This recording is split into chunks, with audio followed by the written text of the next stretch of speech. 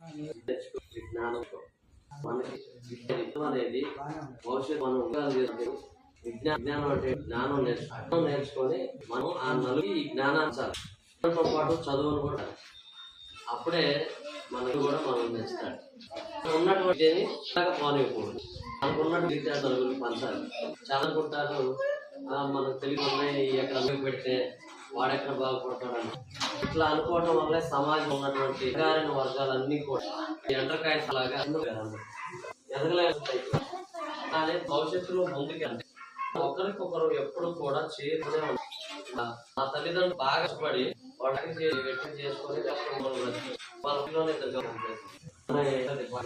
Department ప్రతి ఒక్కళ్ళు ఈ స్కూల్లో చదువుకోండి. చాలా మంది అసలు పూర్వ విద్యార్థులు గత సంవత్సరాల నుంచి పెట్టుకుంటే ఎంతో మంది విద్యావంతులు అయ్యారు, ఉద్యోగం